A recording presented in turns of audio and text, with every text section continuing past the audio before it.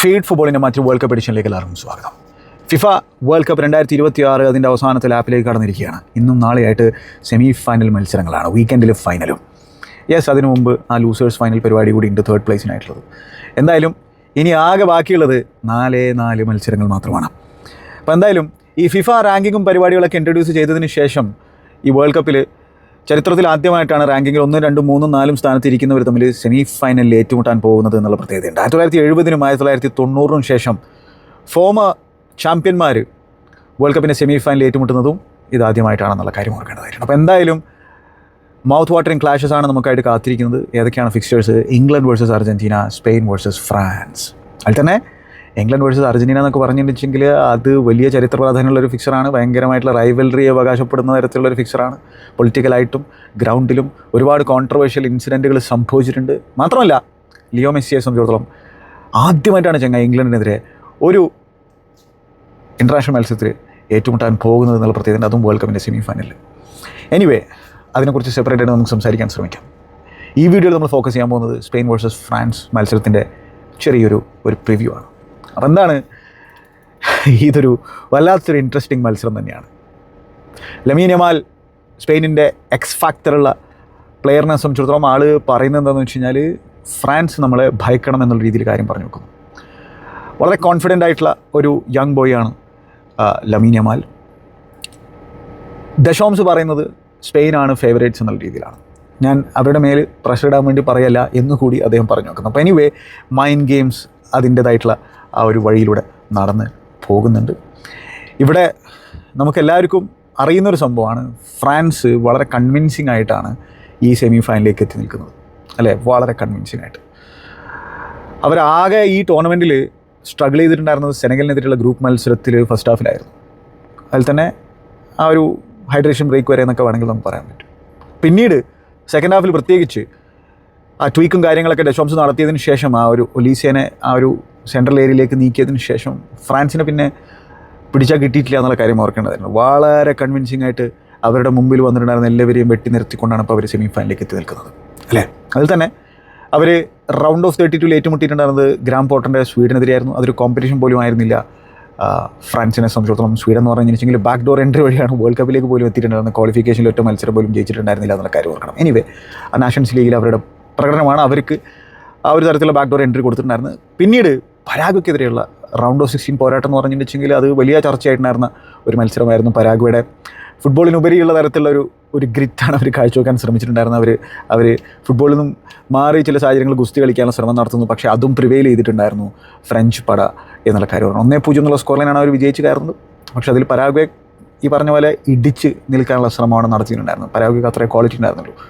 പിന്നീട് ക്വാർട്ടർ ഫൈനലിൽ അവർ ഏറ്റുമുട്ടുന്നത് ആഫ്രിക്കയുടെ പ്രൈഡായിട്ടുള്ള മൊറോക്കോക്കെതിരെയായിരുന്നു. കഴിഞ്ഞ വേൾഡ് കപ്പിലും മൊറോക്കോനെ അവർ പരാജയപ്പെടുത്തിയിട്ടുണ്ടായിരുന്നു. അത് സെമി ഫൈനലായിരുന്നു. ഇത്തവണ ക്വാർട്ടർ ഫൈനലിൽ പരാജയപ്പെടുന്നു. മൊറോക്കോ കാര്യമായിട്ട് ഒരു ബാറ്റിലും ഈ ഫ്രഞ്ച് പടക്ക് കൊടുക്കാൻ സാധിച്ചിട്ടുണ്ടായിരുന്നില്ല. മൊറോക്കോ അവരുടേതായിട്ടുള്ള ഇഞ്ചുറി പ്രശ്നങ്ങളും കാര്യങ്ങളൊക്കെ ഉണ്ടായിരുന്നെങ്കിൽ പോലും അവരിൽ നിന്നും കുറച്ചുകൂടി ബെറ്റർ ആയിട്ടുള്ള ഒരു ഫൈറ്റ് നമ്മൾ പ്രതീക്ഷിച്ചിട്ടുണ്ടായിരുന്നു. പക്ഷേ അത് നമുക്ക് കാണാൻ സാധിച്ചില്ല എന്നുള്ളതാണ്. ചില കോൺട്രവേഴ്ഷ്യൽ സംഭവങ്ങളും കാര്യങ്ങളൊക്കെ ഉണ്ടായിരുന്നു. പക്ഷേ ഈ ദശോംസിൻ്റെ ഫ്രാൻസ് എന്ന് പറഞ്ഞിട്ടുണ്ടെങ്കിൽ വല്ലാത്തൊരു സൈഡാണ്. അതിൽ തന്നെ അവരുടെ അറ്റാക്കിംഗ് യൂണിറ്റ് എന്ന് പറഞ്ഞാൽ നിലവിൽ ഇൻ്റർനാഷണൽ ഫുട്ബോളിലെ ഏറ്റവും മികച്ച അറ്റാക്കിംഗ് ഡെപ്ത് അവകാശപ്പെടാൻ പറ്റുന്ന തരത്തിലുള്ള, അതിലും വെറൈറ്റി ഓഫ് ഫുട്ബോളേഴ്സ് ഉണ്ട്, വെറൈറ്റി ഓഫ് രീതിയിൽ ടീമുകളെ അവർക്ക് പിന്നെ എക്സ്പ്ലോയിറ്റ് ചെയ്യാൻ സാധിക്കുന്ന തരത്തിലുള്ള വെപ്പണുകളാണ്. പല തരത്തിലുള്ള ടൂളുകൾ ദശോംസിൻ്റെ കയ്യിലുണ്ടെന്നുള്ള കാര്യമാണ്. അതായത് കിലിയൻ എംബാപ്പെ, രാജമ്മ എന്ന് പറഞ്ഞാൽ മിസ്റ്റർ വേൾഡ് കപ്പായിട്ട് ഇങ്ങനെ പെർഫോം ചെയ്തുകൊണ്ടിരിക്കുകയാണ്, അല്ലേ?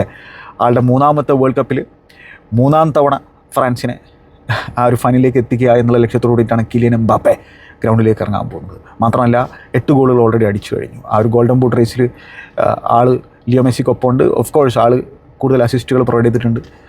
അപ്പോൾ ആ രീതിയിലാണ് കിലിയൻ എംബാപ്പെ പെർഫോം ചെയ്തുകൊണ്ടിരിക്കുന്നത്. മാത്രമല്ല ഉസ്മാനിക്ക ഫാന്റാസ്റ്റിക് സപ്പോർട്ട് കൊടുക്കുന്നുണ്ട്. ആൾ 5 ഗോളും 2 അസിസ്റ്റും പ്രൊവൈഡ് ചെയ്ത് നിൽക്കുന്നുണ്ട്. മൈക്കൽ ഒലീസെ ഗോൾ അടിച്ചിട്ടില്ല, പക്ഷേ ക്രിയേറ്റർ ഇൻ ചീഫാണ്. ഈ പിന്നെ അറ്റാക്കിംഗ് പ്ലേയേഴ്സിന് സർവീസ് ഇങ്ങനെ കൊടുത്തുകൊണ്ടിരിക്കുകയാണ്. ആളുടെ ഡ്രിബ്ലിംഗ് എബിലിറ്റി, ആളുടെ ഹാഫ് ടേണുകൾ, ആളുടെ ടൈറ്റ് സ്പേസിലുള്ള മൂവ്മെൻറ്റ്, ആളുടെ മൊത്തത്തിൽ ആളുടെ കളി കാണാൻ തന്നെ ഭയങ്കര ഒരു അഴകാണെന്നുള്ള കാര്യത്തിൽ സംശയമൊന്നും വേണ്ട. ബയൺ മ്യൂണിക്കിന് വേണ്ടിയിട്ട് മികച്ച രീതിയിലുള്ള പ്രകടനമാണ് കഴിഞ്ഞ സീസണിൽ ചങ്ങായി പ്രൊഡ്യൂസ് ചെയ്തിട്ടുണ്ടായിരുന്നത്. അതേ ഫോം അദ്ദേഹം വേൾഡ് കപ്പിലും പ്രൊഡ്യൂസ് ചെയ്യുന്നത് നമ്മൾ കണ്ടുകൊണ്ടിരിക്കുന്നത്. പിന്നെ എന്താണ്, ഗോളുകൾ ചിപ്പിൻ ചെയ്യാനും അതേപോലെ തന്നെ ഫ്ലെയറും ഫ്ലാംബോയൻസും ചിപ്പിൻ ചെയ്യാനും അവിടെ ഡെസീരി ഡുവേ ഉണ്ട്, ബാർക്കോള ഉണ്ട്.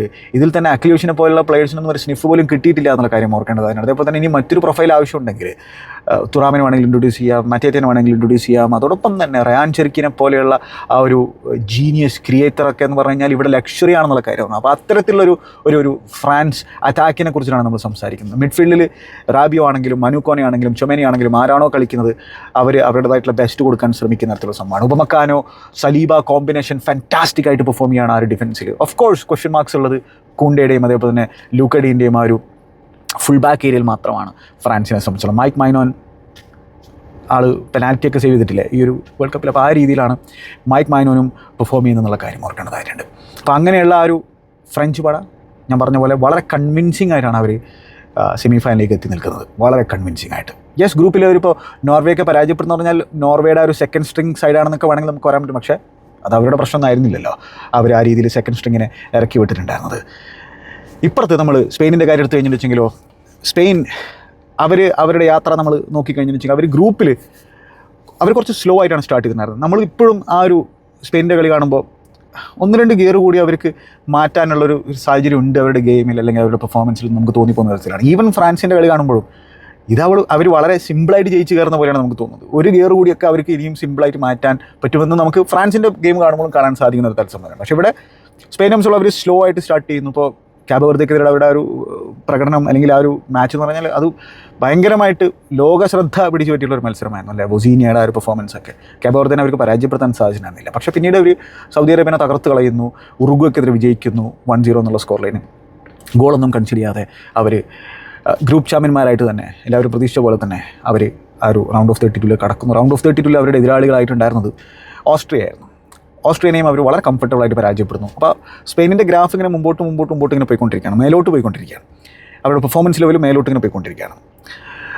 അങ്ങനെ പിന്നീട് അവർ റൗണ്ട് ഓഫ് 16 അവരുടെ എതിരാളികളായിട്ട് വന്നിട്ടുണ്ടായിരുന്ന പോർച്ചുഗലായിരുന്നു. അവർ ഈ വേൾഡ് കപ്പ് തുടങ്ങുന്നതിന് മുമ്പൊക്കെ ഇപ്പോൾ ഈ ബ്രാക്കറ്റും അനാലിസിസും കാര്യങ്ങളൊക്കെ ഇപ്പോൾ എല്ലാവരും നടത്തിയിട്ടുണ്ടായിരിക്കില്ല. ആ ഒരു സാഹചര്യത്തിൽ ഇതിനുള്ളൊരു സാധ്യത ചിലപ്പോൾ സ്പാനിഷുകാർ കരുതിയിട്ടുണ്ടായിരിക്കില്ല. അതായത് പോർച്ചുഗൽ അവരുടെ ഗ്രൂപ്പിൽ ഫസ്റ്റ് ഫിനിഷ് ചെയ്യും എന്നുള്ളത് തന്നെ ആയിരിക്കും സ്പെയിൻ വിചാരിച്ചിട്ടുണ്ടായിരിക്കുക. ഒബ്വിയസ്ലി ഇതിനുള്ളൊരു സാധ്യതയും അവർ തള്ളിക്കളഞ്ഞിട്ടുണ്ടായിരിക്കില്ല. എനിവേ അതാണ് പോർച്ചുഗലുമായിട്ടുള്ള ഏറ്റുമുട്ടലാണ് റൗണ്ട് ഓഫ് 16 നമ്മൾ കണ്ടത്. അപ്പോൾ നമുക്കറിയാം പോർച്ചുഗൽ ഫാന്റാസ്റ്റിക് യൂണിറ്റാണ്. അവർക്കെതിരെ അപ്പോൾ ആ ഒരു ടഫ് ഫിക്സ്ചറിൽ അവർ 1-0 എന്നുള്ള സ്കോറിൽ വിജയിക്കുന്നു. അതിൽ തന്നെ മിക്കേൽ മെറീനോയുടെ ആ ഒരു സൂപ്പർ സബ് അപ്പിയറൻസ് ആണ് അവർക്ക് ആ ഒരു വിജയം കരസ്ഥമാക്കി കൊടുത്തിട്ടുണ്ടായിരുന്നത്. പക്ഷേ അവർ ഓവറോൾ മത്സരം കൺട്രോൾ ചെയ്തിട്ടുണ്ടായിരുന്നുള്ള കാര്യം ഓർക്കേണ്ടതാണ്. വൺസ് അഗൈൻ പിന്നീട് ബെൽജിയമായിട്ടായിരുന്നു ഈ ഒരു ടൂർണമെൻറ്റിൽ കറുത്ത കുതിരകളായിട്ട് മാറിയിട്ടുണ്ടായിരുന്നു. ഒരു കാലത്ത് ഗോൾഡൻ ജനറേഷൻ ഉണ്ടായിരുന്ന ഒരു സൈഡായിരുന്നു ബെൽജിയം. അപ്പോൾ ആ ബെൽജിയത്തിനെതിരെ ഇത്തവണ കറുത്ത കുതിരകളെന്ന് പറയാൻ പറ്റുന്ന തരത്തിലുള്ള ആ ഒരു ബെൽജിയത്തിനെതിരായിരുന്നു അവരുടെ ക്വാർട്ടർ ഫൈനൽ പോരാട്ടം ഉണ്ടായിരുന്നത്. ഫേവറേറ്റ് സ്പെയിൻ തന്നെയായിരുന്നു. ആ രീതിയിൽ സ്പെയിൻ വിജയിച്ചു കയറുന്നു. പക്ഷേ സ്പെയിൻ ഈ ടൂർണമെൻറ്റിൽ ആദ്യമായിട്ട് ഗോൾ കൺസിഡർ ചെയ്യുന്നത് ഈ ബെൽജിയത്തിനെതിരായിരുന്നു. റൈറ്റ് സൈഡിൽ നിന്ന് ക്രോസ് വന്നപ്പോൾ ആ ഹെഡർ ഗോൾ, അതിൽ ഉനായ് സിമോൻ്റെ ആ ഒരു പെർഫോമൻസ് ഓവറോൾ ആ മത്സരത്തിൽ ഇത് ക്വസ്റ്റ്യനബിൾ ആയിരുന്നു എന്നുള്ള കാര്യം ഓർക്കേണ്ടതാണ്. എനിവേ ഈ ടൂർണമെൻറ്റിൽ 16 ഗോളുകൾ അടിച്ചിട്ടുള്ള ഫ്രാൻസും ഒരൊറ്റ ഗോൾ മാത്രം കൺസീഡ് ചെയ്തിട്ടുള്ള സ്പെയിനും തമ്മിലുള്ള ഒരു പോരാട്ടമാണ് നമ്മൾ കാണാൻ പോകുന്നത്. ഫ്രാൻസും 2 ഗോളുകൾ മാത്രമേ കൺസീഡ് ചെയ്തിട്ടുള്ളൂ. ഫ്രാൻസിൻ്റെയും ഡിഫൻസ് ഫാന്റാസ്റ്റിക് ആണ്. അവരും ഈ പറഞ്ഞ പോലെ നോക്കൗട്ട് സ്റ്റേജിൽ അവർ ഗോളൊന്നും കൺസീഡ് ചെയ്തിട്ടില്ല എന്നുള്ളത് വളരെ ഇമ്പോർട്ടൻ്റ് ആയിട്ടുള്ള ഒരു സംഭവമാണ്. സ്പെയിനെ സംബന്ധിച്ചിടത്തോളം അവർ നോക്കൗട്ട് മത്സരത്തിൽ കഴിഞ്ഞ മത്സരത്തിലാണ് ഗോൾ കൺസീഡ് ചെയ്യുന്നത് എന്നുള്ള കാര്യമുണ്ട്. മാത്രമല്ല ഇത് 2 വ്യത്യസ്തമായിട്ടുള്ള സ്റ്റൈലുകൾ തമ്മിലൊരു പോരാട്ടം കൂടിയായിരിക്കും. ഫ്രാൻസ് പൊസഷൻ കൈകാര്യം ചെയ്യാൻ ഓക്കെ ആയിട്ടുള്ളൊരു സൈഡാണ്, സംശയമില്ല. കാരണം അവർക്ക് അവരുടെ ആവറേജ് പൊസിഷൻ നോക്കിക്കഴിഞ്ഞാൽ അത് 55% പൊസിഷൻ എങ്ങാനുണ്ട് ഈ വേൾഡ് കപ്പിൽ. പക്ഷേ അവർ വളരെ അഡാപ്റ്റ് ചെയ്യാൻ പറ്റുന്ന തരത്തിലൊരു സൈഡാണ്. ദശോംസ് തന്നെ ആൾ റീഇൻവെൻറ്റ് ചെയ്തിരിക്കുന്ന ഒരു കോച്ചാണ് നമുക്ക് എല്ലാവർക്കും അറിയുന്നതാണ് അല്ലേ. ആൾ പൊസഷൻ സറണ്ടർ ചെയ്യുന്നതിൽ ഒരു മടിയില്ലാത്ത തരത്തിലൊരു ചങ്ങായിയായിരുന്നു തുടക്കത്തിൽ നമുക്കറിയുന്നതാണ്. അപ്പോൾ വേണമെങ്കിൽ ഇപ്പോഴും അവർക്ക് പൊസഷൻ സറണ്ടർ ചെയ്യാൻ പറ്റും. മിക്കവാറും ഈ മത്സരത്തിൽ കൂടുതൽ പൊസിഷൻ ഉണ്ടായിരിക്കുക സ്പെയിൻ തന്നെയായിരിക്കും. സ്പെയിനിൻ്റെ ഈ ടൂർണമെൻറ്റിലെ ആവറേജ് പൊസിഷൻ നമ്മൾ നോക്കിക്കഴിഞ്ഞാൽ അത് 66% ആണ്. മനസ്സിലായില്ലേ? അത് ആരെക്കാളും കൂടുതൽ പൊസിഷൻ കൈകാര്യം ചെയ്യുന്നത് ഈ സ്പാനിഷ് സൈഡ് തന്നെയാണ്. അപ്പോൾ ഈ സ്പെയിനെ സംബന്ധിച്ചിടത്തോളം ഏറ്റവും ഇമ്പോർട്ടൻ്റ് ആയിട്ടുള്ള സംഭവം എന്താണെന്ന് വെച്ചാൽ അവർ യൂറോ അടിക്കുമ്പോൾ കളിച്ച രീതിയിലുള്ളൊരു സ്റ്റൈലല്ല ഇപ്പോൾ ഫുട്ബോൾ കളിച്ചുകൊണ്ടിരിക്കുന്നത്. ആ സമയത്തും അവർ പൊസഷൻ കൈകാര്യം ചെയ്യുന്നതിൽ വളരെ കംഫർട്ടബിൾ ആയിരുന്നെങ്കിൽ പോലും പൊസഷൻ ഇല്ലാണ്ടെയും കൗണ്ടർ അറ്റാക്കിംഗ് ഫുട്ബോളും കളിക്കാൻ അവർ വളരെ പ്രാപ്തരായിരുന്നു ആ ഒരു സാഹചര്യത്തിൽ. അതിനുള്ള പ്രധാന എൻറ്റിറ്റികൾ എന്തായിരുന്നു വെച്ച് കഴിഞ്ഞിട്ടുണ്ടെങ്കിൽ സ്വാഭാവികമായിട്ടും റൈറ്റ് സൈഡിൽ ലമീൻ യമാലും ലെഫ്റ്റ് സൈഡിൽ നീക്കോ വില്യംസും പറക്കുന്നുണ്ടായിരുന്നു. അപ്പോൾ ആ രീതിയിലുള്ള പറക്കുന്ന വിങ്ങർമാർ അവർക്ക് കാര്യമായിട്ടുള്ള ആ ഒരു കൗണ്ടർ അറ്റാക്കിംഗ് ത്രെട്ട് കൊടുക്കുന്നുണ്ടായിരുന്നു. ഇപ്പോഴത്തെ സാഹചര്യത്തിൽ നീക്കോ വില്യംസ് ഇപ്പോൾ ഫിറ്റായിട്ട് വന്നിട്ട് ഈ മത്സരത്തിൽ സ്റ്റാർട്ട് ചെയ്യുമോ ഇല്ലയോ എന്നുള്ളത് കണ്ടറിയുന്ന തരത്തിലുള്ള സംഭവമാണ്. പക്ഷേ ഇപ്പോൾ സ്പെയിനെ സംബന്ധിച്ചിടത്തോളം അവർ പൊസഷൻ വെച്ച് ഡിഫെൻഡ് ചെയ്യുന്ന തരത്തിലുള്ള സൈഡാണ്. അത് ബോൾ വെച്ച് ഡിഫെൻഡ് ചെയ്യുന്ന തരത്തിലുള്ള സൈഡായിട്ട് മാറിയിട്ടുണ്ട്. അവർ വല്ലാത്ത രീതിയിൽ ഇപ്പോൾ ആ ഒരു എന്താ പറയുക അഡാപ്റ്റ് ചെയ്യുന്ന തരത്തിലൊരു യൂണിറ്റ് ആണെന്നുള്ളത് സംശയമുള്ളൊരു കാര്യമാണ്. അതായത് അവർക്ക് പൊസഷൻ ഇല്ലാണ്ട് യൂറോയിൽ അവർ കളിച്ച പോലെ അവർക്ക് ഇപ്പോൾ കളിക്കാൻ പറ്റുമെന്നുള്ളത് സംശയമുള്ളൊരു സംഭവമാണ്. നേരെ മറിച്ച് ഫ്രാൻസിനെ സംബന്ധിച്ചിടത്തോളം പൊസഷൻ ഉണ്ടായിട്ടും കളിക്കാൻ പറ്റും, പൊസഷൻ ഇല്ലാണ്ട് അവർ കളിക്കാൻ പറ്റും. കാരണം വെച്ചാൽ പൊസഷൻ ഇല്ലാണ്ട് കളിച്ച് കഴിഞ്ഞാലും അവർക്ക് കൗണ്ടർ അറ്റാക്ക് ചെയ്യുമ്പോൾ ഭീകരമായിട്ടുള്ള പേസ് രണ്ട് വിങ്ങിലുണ്ട്, സെൻറ്ററിലൂടെ ഉണ്ട്, എല്ലായിടത്തൂടെ ഉണ്ട്. ആ ബോൾ അങ്ങോട്ട് എത്തിച്ചു കൊടുത്താൽ മതി. അത് ലോങ് ബോളിലൂടെ ആണെങ്കിലും അല്ലാതെയും ത്രൂ ബോൾ ആണെങ്കിലും എങ്ങനെയെങ്കിലും ആ ബോൾ അങ്ങോട്ട് മുമ്പോട്ടേക്ക് എത്തിച്ചു കഴിഞ്ഞാൽ റൺ ചെയ്യാൻ സ്പേസ് ഉണ്ടെങ്കിൽ ഓടാൻ പറ്റുന്ന, ട്രിക്കർ പ്രൊഡ്യൂസ് ചെയ്യാൻ പറ്റുന്ന, അത് തന്നെ അവരുടെ മൂവ്മെൻറ്റ് എന്ന് പറഞ്ഞാൽ അവരുടെ റൊട്ടേഷൻ എന്ന് പറഞ്ഞു വെച്ചെങ്കിൽ അതൊക്കെ ട്രാക്ക് ചെയ്യൽ ഭയങ്കര ബുദ്ധിമുട്ടുള്ള സംഭവമാണ്. അപ്പോൾ അതാണ് ഫ്രാൻസിനെ സംബന്ധിച്ചിടത്തോളം അവർക്ക് അഡാപ്റ്റ് ചെയ്ത് കളിക്കാൻ പറ്റും. പൊസഷൻ വെച്ചും പൊസഷൻ ഇല്ലാണ്ടെയും കളിക്കാൻ പറ്റുന്ന തരത്തിലുള്ളൊരു സൈഡാണ് ഈ ഫ്രഞ്ച് സൈഡ് എന്നുള്ള കാര്യം ഓർക്കണം. സ്പെയിനെ സംബന്ധിച്ചിടത്തോളം പൊസഷൻ ഇല്ലാണ്ട് എത്രത്തോളം കംഫർട്ടബിൾ ആണ് അവർ എന്നുള്ളത് ഒരു ക്വസ്റ്റ്യനബിൾ ആയിട്ടുള്ള ഒരു സംഭവം തന്നെയാണ്. അപ്പോൾ അവർക്ക് കൂടുതലും ആവശ്യം ആ പൊസഷൻ തന്നെ ആയിരിക്കും. പൊസഷൻ വെച്ച് ഡിഫെൻഡ് ചെയ്യുന്ന, പൊസഷൻ വെച്ച് അറ്റാക്ക് ചെയ്യുന്ന യൂണിറ്റാണ് അല്ലെങ്കിൽ ഒരു സൈഡാണ് ഡെലഫിൻ്റെ സ്പെയിന് ഇപ്പോഴത്തെ സാഹചര്യത്തിൽ. ഓക്കെ, പിന്നെ ചില സ്റ്റാറ്റ്സുകൾ നോക്കിക്കഴിഞ്ഞാൽ വെച്ചെങ്കിൽ ഫ്രാൻസ് 2 ഗോളുകൾ മാത്രമേ അവരും അലോ ചെയ്തിട്ടുള്ളൂ. മാത്രമല്ല വെറും 10 ഷോട്ട് ഓൺ ടാർഗറ്റ് മാത്രമേ അവരും അലോ ചെയ്തിട്ടുള്ളൂ. 3.9 XG അവർ അലോ ചെയ്തിട്ടുണ്ട്. നേരെ മറിച്ച് നമ്മൾ സ്പെയിനിൻ്റെ കാര്യം എടുത്തു കഴിഞ്ഞെന്ന് വെച്ചെങ്കിൽ സ്പെയിനെ സംബന്ധിച്ചിടത്തോളം അവർ ആകെ 7 ഷോട്ട് ഓൺ ടാർഗറ്റ് മാത്രമേ ഇതുവരെ ഫേസ് ചെയ്തിട്ടുള്ളൂ. പിന്നെ മാത്രമല്ല 0.31 XG മാത്രമേ അവർക്കെതിരെ അല്ലെങ്കിൽ അവർ കൺസീഡ് ചെയ്തിട്ടുള്ളൂ എന്നുള്ള കാര്യമാണ്. ഫ്രാൻസ് ആണെങ്കിൽ 3.9 XG കൺസീഡ് ചെയ്തിട്ടുണ്ട്. മനസ്സിലായില്ലേ? അപ്പോൾ അതിൽ എന്താണ് നമ്മൾ നോക്കേണ്ടത്, സ്പെയിൻ പോർച്ചുഗലിനെതിരെ കളിച്ചിട്ടുണ്ടായിരുന്നു, ബെൽജിയത്തിനെതിരെ കളിച്ചിട്ടുണ്ടായിരുന്നു, എന്നിട്ടും ഇത്രയും XG അവർ കൺസിഡർ ചെയ്തിട്ടുള്ളൂ. അപ്പോൾ അതിൽ എങ്ങനെയാണ് അവർ ഡിഫെൻഡ് ചെയ്യുന്നത്? ഓഫ് കോഴ്സ് ബോൾ വെച്ചിട്ടാണ് അവർ ഡിഫെൻഡ് ചെയ്തത്. ഇനി അവർ പൊസഷൻ നഷ്ടപ്പെടുന്ന കാര്യത്തിൽ വളരെ പെട്ടെന്ന് തന്നെ കൗണ്ടർ പ്രസ് ചെയ്തിട്ട് ബോൾ വിൻബാക്ക് ചെയ്യാനുള്ള ശ്രമം നടത്തും. മനസ്സിലായില്ലേ? അതാണ് സ്പെയിനിൻ്റെ ഒരു രീതിയിലത്. ഓഫ് കോഴ്സ് അതിനെ അവർ ഹൈലൈനും കാര്യങ്ങളൊക്കെ കീപ്പ് ചെയ്യുന്നുണ്ട്.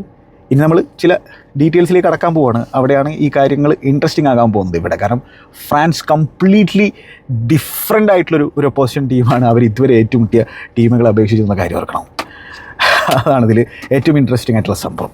പിന്നെ എന്താണ്, 16 ഗോളുകൾ 6 മത്സരങ്ങളിൽ ഫ്രാൻസ് അടിച്ചിട്ടുണ്ട്. 47 ഷോട്ട് ഓൺ ടാർഗറ്റുകൾ അവർ അൺലീഷ് ചെയ്തിട്ടുണ്ട്.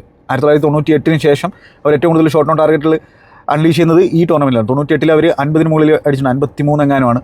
പക്ഷെ അത് ടൂർണമെൻറ്റ് അവർ ആ കപ്പ് അടിച്ചുള്ള സാഹചര്യമാണ്. ഇതിപ്പോൾ സെമി ഫൈനലിലേക്ക് എത്തുന്ന സ്ഥലത്ത് തന്നെ അവർ 47 ഷോട്ട് ഓൺ ടാർഗറ്റുകളുണ്ട്. അതായത് 7.8 shot on target per game. അതൊരു റെക്കോർഡാണ് എന്നുള്ള കാര്യം ഓർക്കേണ്ടതായിട്ടുണ്ട്. പിന്നെ മാത്രമല്ല 14.3 XG അവർ ക്രിയേറ്റ് ചെയ്തിട്ടുണ്ട്. മറ്റേതെക്കാളും ടീമിനേക്കാൾ കൂടുതൽ XG അവരാണ് ക്രിയേറ്റ് ചെയ്തത്. അതായത് ക്വാളിറ്റി ചാൻസുകൾ ക്രിയേറ്റ് ചെയ്യുന്ന തരത്തിലുള്ള ഒരു സൈഡാണ്.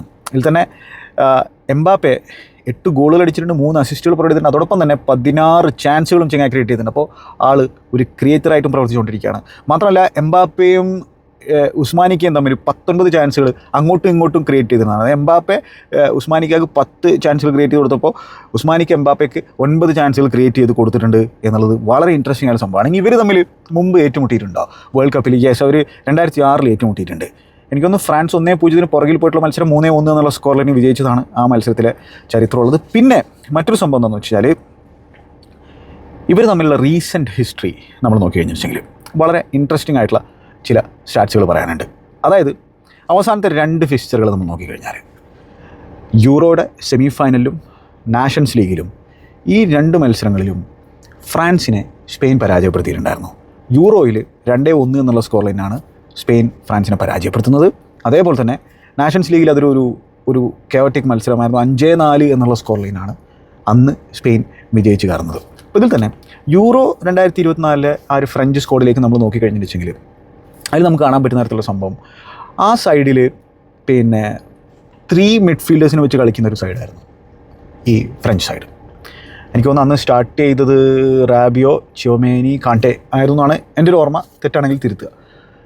കൊലോമുവാനി ഉണ്ടായിരുന്നു, എംബാപ്പയൊക്കെ ഉണ്ടായിരുന്നു ആ മത്സരത്തിൽ, ഉസ്മാനിക്ക ഉണ്ടായിരുന്നു എന്നാണ്. പിന്നീട് ഗ്രീസ്മാനൊക്കെ വന്നു എന്നാണ് എൻ്റെ ഒരു വേഗമായിട്ടുള്ളൊരു ഓർമ്മ. പിന്നെ സ്പെയിൻ സംബന്ധിച്ചുള്ള ഈ പറഞ്ഞ പോലെ നീക്കോ വില്യംസും ലമീൻ യമാലും ആ രീതിയിൽ 2 ഫ്ലൈയിങ് വിംഗേഴ്സ് സ്റ്റാർട്ട് ചെയ്തുള്ളൊരു മത്സരമാണ്. ഇനി നാഷൻസ് ലീഗിലാകുമ്പോൾ കാര്യങ്ങൾ മാറിയിട്ടുണ്ടായിരുന്നു. നാഷൻസ് ലീഗിൽ ഇപ്പോൾ ഉള്ള ഈ ഒരു സ്റ്റൈലുണ്ടല്ലോ, ഒരു 4 അറ്റാക്കേഴ്സിനെ വെച്ച് കളിക്കുന്ന രീതിയിലേക്ക് മാറിയിട്ടുണ്ടായിരുന്നു ദശോംസ്. ഒലീസിയൊക്കെ സ്റ്റാർട്ട് ചെയ്തുള്ളൊരു മത്സരമാണ്. എന്നിട്ടും പക്ഷേ ഈ പറഞ്ഞ പോലെ അവരെ സ്പെയിനിന് പരാജയപ്പെടുത്താൻ സാധിച്ചിട്ടുണ്ടായിരുന്നു. അഗെയിൻ ആ മത്സരത്തിലേക്ക് നമ്മൾ നോക്കിക്കഴിഞ്ഞാലും സ്പാനിഷ് സൈഡിൽ നമുക്ക് നീക്കോ വില്യംസിനെയും ലമീൻ യമാലിനെയും എർസബാലിനെയൊക്കെ ആ ഫ്രണ്ട് ത്രീയിൽ കാണാൻ സാധിക്കുന്നുണ്ടായിരുന്നു.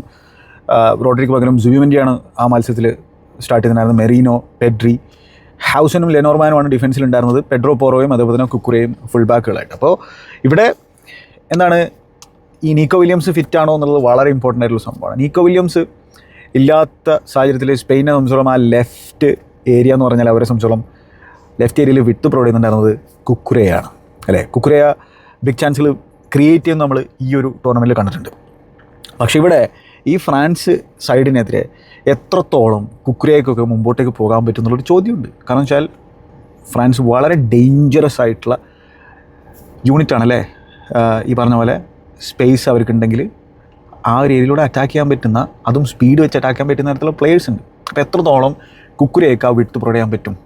അതേപോലെ തന്നെ മറ്റൊരു ചോദ്യം, പെഡ്രോ പോറയ്ക്ക് എത്രത്തോളം ഈ സൈഡിൽ പിന്നെ വിട്ട് പ്രൊവൈഡ് ചെയ്യാൻ പറ്റും, അതായത് ലമീൻ യമാലിന് സപ്പോർട്ട് കൊടുക്കാൻ പറ്റും, അങ്ങനത്തെ സാധനമുണ്ട്. അപ്പോൾ ഇവിടെ എന്താ സംഭവിച്ചാൽ ഈ ഫ്രഞ്ച് ഫുൾ ബാക്കുകളെ ശരിക്കും ടെസ്റ്റ് ചെയ്ത് കഴിഞ്ഞാൽ അവരിടങ്ങറാകാൻ പറ്റുന്ന തരത്തിലുള്ള ഫുൾ ബാക്കുകളാണ്. ലൂക്ക ഡീൻ ആണെങ്കിലും അതേപോലെ തന്നെ ജൂൾസ് കുണ്ടെ ആണെങ്കിലും രണ്ടുപേരും അത്ര കിടിലൻ ഫുൾ ബാക്കുകളല്ല, ഇടങ്ങറാകാൻ സാധ്യതയുണ്ട്. അവർക്ക് സപ്പോർട്ട് കൊടുക്കാനായിട്ട് ഈ പറഞ്ഞ പോലെ ഫ്രാൻസിൻ്റെ മിഡ്ഫീൽഡേഴ്സ് വരും. ഇപ്പോൾ റാബിയോ ആണെങ്കിലും അതേപോലെ തന്നെ ചൊമിനൊക്കെ വരുമായിരിക്കും. പക്ഷേ ഇവിടെ എന്താണ് ലമീൻ യമാൽ റൈറ്റ് വിങ്ങിൽ എന്തായാലും മാനസ് സൃഷ്ടിക്കാൻ ശ്രമിക്കും. പക്ഷേ ആൾക്ക് കൂടുതൽ ഇമ്പാക്റ്റ് ഉണ്ടാക്കാൻ പറ്റുക പെഡ്രോ പോറോ ആ ഒരു സപ്പോർട്ട് കൊടുക്കുന്ന സാഹചര്യത്തിലാണ്. ഇനിയിപ്പോൾ പെഡ്രോ പോറോക്ക് പകരം ഈ മത്സരം ലോറൻറ്റെ സ്റ്റാർട്ട് ചെയ്യുമോ, അതൊരു ചോദ്യമായിട്ട് ബാക്കി നിൽക്കുന്നൊരു സംഭവമാണ്. കാരണം വെച്ചാൽ കുറേ കൂടി ഡിഫെൻസീവ് മൈൻഡഡ് ആയിട്ടുള്ള ഒരു ഫുൾ ബാക്കിനെ സ്റ്റാർട്ട് ചെയ്യിപ്പിക്കുമോ എന്നുള്ളതാണ്. കാരണം വെച്ചാൽ അവിടെയാണ് കിലിൻ എംബാപ്പെ വിലസുന്ന ഇടം അല്ലേ. കിലിൻ എംബാപ്പെ മാത്രമല്ല ഡെസീരി ഡുവേ. കിലിൻ എംബാപ്പെ ഫോർവേഡായിട്ടാണ് കളിക്കെങ്കിലും ആ ലെഫ്റ്റിലേക്ക് ഡ്രിഫ്റ്റ് ചെയ്ത് പോകും. അപ്പോൾ അവിടെ ആ ഒരു ഏരിയയിൽ പിന്നെ ഈവൻ ഡെംബേലയും അങ്ങോട്ടേക്ക് വരാനുള്ള സാധ്യതയുണ്ട്. അങ്ങനെ സംഭവമുണ്ട്. അപ്പോൾ എന്താണ്, എവിടെയാണോ സ്പേസ് അങ്ങോട്ടേക്ക് ഈ അറ്റാക്കിംഗ് പ്ലേയേഴ്സ് നീങ്ങുന്ന സാഹചര്യങ്ങളൊക്കെ ഉണ്ടായിരിക്കും ഫ്രാൻസിനെ സംബന്ധിച്ചിടത്തോളം. അപ്പോൾ പെഡ്രോ പോറയാണോ ലോറൻറ്റി ആണോ ആരാണ് കളിക്കുന്നെങ്കിലും ആ കളിക്കുന്ന ആൾക്ക് എത്രത്തോളം ലമീൻ യമാലിന് സപ്പോർട്ട് കൊടുക്കാൻ പറ്റും. ലമീൻ യമാലിനെ സംബന്ധിച്ചിടത്തോളം ആൾക്ക് സപ്പോർട്ട് വേണമെന്ന് മാത്രമല്ല, സപ്പോർട്ടില്ലെങ്കിൽ എന്താണ് അവിടെ ആൾ ഔട്ട് നമ്പർ ചെയ്യപ്പെടും അല്ലേ. അപ്പോൾ ആൾക്കാർ ഇൻസൈഡ് റണ്ണും ഔട്ട്സൈഡ് റണ്ണും ഫുൾ ബാക്കിലിടുന്ന് നടത്തുന്ന സാഹചര്യത്തിലാണ് ആൾക്ക് പിന്നെ ഈ പറഞ്ഞ പോലെ ഈവൻ സെൻറ്ററിലേക്ക് ഡ്രിഫ്റ്റ് ചെയ്തിട്ട് അവിടെ നിന്ന് ഇമ്പാക്ട്, അത് ആൾക്കൊരു ഫ്രീ റോൾ കൊടുക്കേണ്ടി വരും. ആൾ സെൻറ്ററിലേക്ക് ഡ്രിഫ്റ്റ് ചെയ്യാനൊക്കെ ആൾക്ക് ഫ്രീ റോൾ കൊടുക്കേണ്ടി വരും. പക്ഷേ അതിന് അഗെയിൻ ഈ ഫുൾ ബാക്കിൻ്റെ സപ്പോർട്ട് വളരെ ഇമ്പോർട്ടൻ്റ് ആണ്. പക്ഷേ അവിടെയുള്ള ചോദ്യം ഈ ഫുൾ ബാക്കിന് എത്രത്തോളം സപ്പോർട്ട് കൊടുക്കാൻ പറ്റും എന്നുള്ളതാണ്. കാരണം ഈ പറഞ്ഞ പോലെ ഫ്രാൻസിൻ്റെ ഡെഡ്ലി അറ്റാക്കേഴ്സിനെ വെയിറ്റ് ചെയ്തിരിക്കുകയായിരുന്നു. പിന്നെ അങ്ങനെ ഇവരിപ്പോൾ അവരുടെ സ്റ്റൈലിൽ വലിയ മാറ്റങ്ങളോ കാര്യങ്ങളോ ഒന്നും കൊണ്ടുവരുന്നില്ല. അവർ ഈ പറഞ്ഞ പോലെ പൊസിഷൻ കൈകാര്യം ചെയ്യുന്നു. അവർ ഫ്രാൻസിൻ്റെ ഏരിയയിൽ കയറി കളിക്കുന്നു, ഹൈലൈൻ കീപ്പ് ചെയ്യുന്നു. കുബാർസിയും അതേപോലെ തന്നെ ലപ്പോർട്ടും ഫാൻറ്റാസ്റ്റിക്കാണ് സോഫാർ കളിച്ചുകൊണ്ടിരിക്കുന്നത്. അതായത് ഈ ടൂർണമെൻറ്റിൽ ഏറ്റവും കൂടുതൽ പാസുകൾ, ആക്യുറേറ്റ് പാസുകൾ കൊടുത്തിട്ടുള്ളത് റോഡ്രി, കുബാർസി, ലപ്പോർട്ടാണ്. ഇതാണ് 1, 2, 3 സ്ഥാനക്കാർ. അപ്പോൾ അവർ പാസ് ചെയ്യാൻ മിടുക്കരാണെന്നുള്ള കാര്യത്തിൽ സംശയം വേണ്ട. പക്ഷേ അവരുടെ വൾണറബിലിറ്റി എപ്പോഴാണ് ടെസ്റ്റ് ചെയ്യപ്പെടുക, അതായത് ലപ്പോർട്ടാണെങ്കിലും കുബാർസി ആണെങ്കിലും അവർക്ക് റിക്കവറി പേസ് ഇല്ല എന്നുള്ളതാണ്. അപ്പോൾ അവരെ 1v1 സിനാരിയോയിലേക്ക് തള്ളിവിട്ട് കഴിഞ്ഞാൽ അതൊരു പ്രശ്നമായിരിക്കും സ്പെയിൻ അംശമുള്ള. എങ്ങനെയാണ് അവർ തള്ളിവിടുക? ഈ അറ്റാക്കിംഗ് ഫുൾ ബാക്കുകൾ അറ്റാക്കിംഗ് ഏരിയയിലേക്ക് പോകുന്ന സാഹചര്യത്തിൽ അവിടെ പൊസിഷൻ നഷ്ടപ്പെടുന്ന സാഹചര്യത്തിൽ സ്പെയിൻ ആ പൊസിഷൻ വളരെ പെട്ടെന്ന് തിരിച്ചു പിടിക്കാൻ ശ്രമിക്കും. ഡാനി ഒൽമോ ആണെങ്കിലും പെഡ്രി ആണെങ്കിലും റോഡ്രി ആണെങ്കിലും ഒയർസബാൽ ആണെങ്കിലും ലമീൻ ആണെങ്കിലും ഇവരൊക്കെ ആ രീതിയിൽ കൗണ്ടർ പ്രസ് ചെയ്യും. കാരണം സ്പെയിനെ സംബന്ധിച്ചോളം വളരെ സിമ്പിളാണ് സംഭവങ്ങൾ. അതായത് പറയുമ്പോൾ സിമ്പിളാണ്. അതായത് അവർ പൊസിഷൻ കൈകാര്യം ചെയ്യും. പൊസിഷൻ നഷ്ടപ്പെട്ട് കഴിഞ്ഞിട്ടുണ്ടെങ്കിൽ ഈ അറ്റാക്കിംഗ് പ്ലേയേഴ്സിലേക്ക്, ഫ്രാൻസിൻ്റെ അറ്റാക്കിംഗ് പ്ലേയേഴ്സിലേക്ക് ആ ബോൾ എത്തുന്നതിന് മുമ്പേ തന്നെ ബോൾ വിൻബാക്ക് ചെയ്യാനുള്ള ശ്രമം അവർ നടത്തും. ആ വിൻബാക്ക് ഇനിയിപ്പോൾ ചെയ്യുന്ന ഒരു ശ്രമം, ആ കൗണ്ടർ പ്രസ് നടക്കാത്ത സാഹചര്യത്തിൽ അവരെന്താണ്, അവർ ആ ഷേപ്പിലേക്ക് വരാനുള്ള ശ്രമം നടത്തും. ആര് ഈ സ്പാനിഷ് സൈഡ് അവരുടെ ഈ പിന്നെ കൗണ്ടർ പ്രസ്സിനെ ബീറ്റ് ചെയ്തിട്ട്, വളരെ ക്വിക്ക്ലി ബീറ്റ് ചെയ്തിട്ട് ഈ ചാനൽ റണ്ണുകൾ നടത്താൻ പറ്റുന്ന തരത്തിലുള്ള ഫ്രഞ്ച് അറ്റാക്കിംഗ് പ്ലേയേഴ്സിലേക്ക് ബോൾ പെട്ടെന്ന് എത്തിച്ചു കൊടുത്തു കഴിഞ്ഞാൽ അപ്പോൾ സ്പെയിനെ സംബന്ധിച്ചിടത്തോളം പണി കിട്ടാൻ സാധ്യതയുണ്ട്. അപ്പോൾ ഇവിടെ മറ്റൊരു സാധനമാണ് റെസ്റ്റ് ഡിഫൻസ് എന്ന് പറയുന്ന സാധനം. അത് സ്പെയിനെ സംബന്ധിച്ചിടത്തോളം വളരെ സൂക്ഷ്മതയോടുകൂടി കൈകാര്യം ചെയ്യേണ്ട തരത്തിൽ സംഭവമാണ്. അതായത് ഒരുപാട് പ്ലേയേഴ്സിനെ അറ്റാക്കിലേക്ക് പോകുന്ന സാഹചര്യത്തിൽ ആ റെസ്റ്റ് ഡിഫൻസ്, അതായത് കുബാർസിയും ലപ്പോർട്ടും അതേപോലെ തന്നെ ഇപ്പോൾ റോഡ്രി ആണെങ്കിൽ റോഡ്രി, അതല്ലെങ്കിൽ മറ്റൊരു പിന്നെ ഫുൾ ബാക്ക് കൂടി അവിടെ സപ്പോർട്ടിൽ നിൽക്കേണ്ട ഒരു സാഹചര്യം ഉണ്ടായിരിക്കുന്നതാണ്. മിനിമം ഒരു 4 പേരെങ്കിലും ആ റെസ്റ്റ് ഡിഫൻസിൽ ഉണ്ടാവണം. അതായത് മുമ്പോട്ടേക്ക് പോകാത്ത ആ ഒരു ഡിഫൻസ് ഉണ്ടല്ലോ, അവരാണ്. അതിപ്പോൾ അർജൻറ്റീനയൊക്കെ റെസ്റ്റ് ഡിഫൻസ് നോക്കി കഴിഞ്ഞാൽ താറുമാറായിട്ടിരിക്കുന്ന ഒരു സാധനം. അതുകൊണ്ടാണ് അവർ ട്രാൻസിഷനിൽ ഭയങ്കരമായിട്ട് വൾണറബിൾ ആക്കുന്നത്. പിന്നെ ഈ പറഞ്ഞ പോലെ ഇവർ ഹൈ ആയിരിക്കും എന്തായാലും. ഇപ്പോൾ റെസ്റ്റ് ഡിഫൻസ് ആണെങ്കിൽ പോലും ആ ഹൈ ആയിരിക്കുന്ന സാഹചര്യത്തിൽ ഈ കോർണറിനൊക്കെ നോക്കിയാൽ മതി ആ റെസ്റ്റ് ഡിഫൻസിനെ കാണണമെങ്കിൽ. ആ ഡിഫൻസിൽ നിൽക്കുന്ന ആൾക്കാർ ആരൊക്കെയാണെന്ന് നോക്കിയാൽ മതി. അപ്പോൾ ഇവിടെ അഗെയിൻ ഇവരുടെ റിക്കവറി പേസ് അത്ര ഭീകരമല്ല. ആ ഒരു മിഡ്ഫീൽഡിലും അത്ര ഭീകരമായിട്ടുള്ള റിക്കവറി പേസ് ഇല്ല ഈ സ്പെയിനെ സംബന്ധിച്ചിടത്തോളം. അപ്പോൾ അതാണ് അവർ എത്രത്തോളം മുമ്പോട്ട് പോകണം, എപ്പോഴൊക്കെ മുമ്പോട്ട് പോകണം ഈ ഫുൾ ബാക്കുകൾ എന്നുള്ളത് അവർ വളരെ വളരെ ക്ലെവറായിട്ട് മെഷേർഡായിട്ട് എടുക്കേണ്ട തരത്തിലുള്ള സംഭവമാണ്. പിന്നെ ഫ്രാൻസിന് ബോൾ കൊടുക്കാതിരിക്കുക എന്നുള്ളതാണ് ഇവർക്ക് ചെയ്യാൻ പറ്റുന്ന തരത്തിലുള്ള ഏറ്റവും ചെയ്യാൻ പറ്റുന്നൊരു കാര്യം അവർക്ക് ഈ മത്സരം ജയിക്കാനായിട്ട്. പക്ഷെ അത് നടക്കുന്ന കാര്യമല്ലല്ലോ. പക്ഷേ ഈ പറഞ്ഞ പോലെ എന്താണ്, പൊസിഷൻ എത്രത്തോളം കീപ്പ് ചെയ്യാൻ ശ്രമിക്കുമ്പോൾ അത്രത്തോളം കീപ്പ് ചെയ്യാനുള്ള അത്രത്തോളം മത്സരം എന്താണ് സ്പെയിനിൻ്റെ വരുതിയിൽ നിൽക്കാനുള്ള സാധ്യത ഉണ്ട് എന്നുള്ളതാണ്. അപ്പോൾ ആൾക്കാർ ചോദിക്കും ഈ പൊസിഷൻ വെച്ച് അത് തിന്നു കഴിഞ്ഞിട്ടുണ്ടെങ്കിൽ ജയിക്കാൻ പറ്റുമെന്നുള്ളത്. ഇല്ല. പക്ഷേ ഈ പൊസിഷൻ കൂടുതൽ വെക്കും തോറും ഈ പറഞ്ഞ പോലെ വെതറും ഒക്കെ ഒരു സംഭവമാണ്. അപ്പോൾ ടയർഡായി പോയും ഈ അപ്പുറത്തെ ടീമുകൾ എന്നുള്ളതാണ്, ഓപ്പോസിഷൻ ടീം. ഇപ്പോൾ ഈ ഫ്രഞ്ച് പട എന്ന് പറഞ്ഞാൽ ഭയങ്കര അത്ലറ്റിക് ആയിട്ടുള്ളൊരു സൈഡാണ്, സംശയമില്ലാത്തൊരു കാര്യമാണ്. പക്ഷേ ഈ പറഞ്ഞ പോലെ കുറേ നേരം നമുക്ക് ബോൾ കിട്ടാതിരുന്ന് കഴിഞ്ഞിട്ടുണ്ടെങ്കിൽ പിന്നെ പെട്ടെന്ന് ബോൾ കിട്ടി വളരെ പെട്ടെന്ന് കൗണ്ടർ അറ്റാക്ക് ചെയ്യാൻ പറ്റുന്ന ക്വാളിറ്റിയുള്ള ഫുട്ബോളേഴ്സാണ്. പക്ഷേ അപ്പോൾ ഡിസിഷൻ മേക്കിംഗ് വളരെ പ്രോപ്പർ ആയിരിക്കേണ്ടി വരും. അപ്പോൾ സ്പെയിനെ സംബന്ധിച്ചിടത്തോളം എന്തായാലും അവർ പൊസിഷൻ കൂടുതൽ കൈകാര്യം ചെയ്യാനുള്ള ശ്രമം തന്നെയായിരിക്കും. ഇനി ഫ്രാൻസിലേക്ക് നമ്മൾ വന്നു കഴിഞ്ഞാൽ ഇവിടെ ഒരു മിഡ്ഫീൽഡ് ബാറ്റിൽ വളരെ ഇമ്പോർട്ടൻ്റ് ആയിട്ടുള്ള സംഭവമാണ്.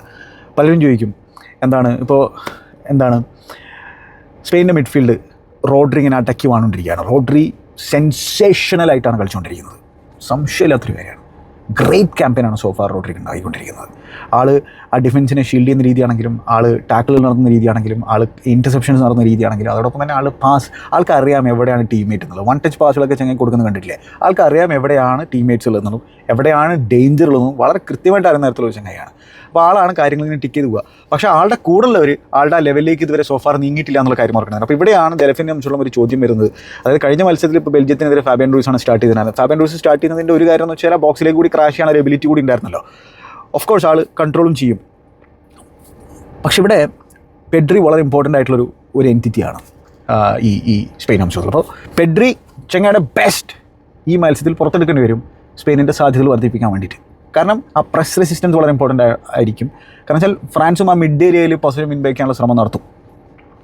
പക്ഷേ ആ മിഡ്ഫീൽഡ് കൺട്രോൾ ചെയ്യാൻ സാധിച്ചു കഴിഞ്ഞാൽ സ്പെയിനെ റോഡ്രിയും പെഡ്രിയും ഡാനി ഓൾമയും ഒയർസവാലും താഴോട്ട് ഇറങ്ങി വന്നിട്ട് അവിടെ ആ ഒരു ഫ്രഞ്ച് മിഡ്ഫീൽഡിനെ ഔട്ട് നമ്പർ ചെയ്യാനുള്ള ശ്രമം നടത്തും.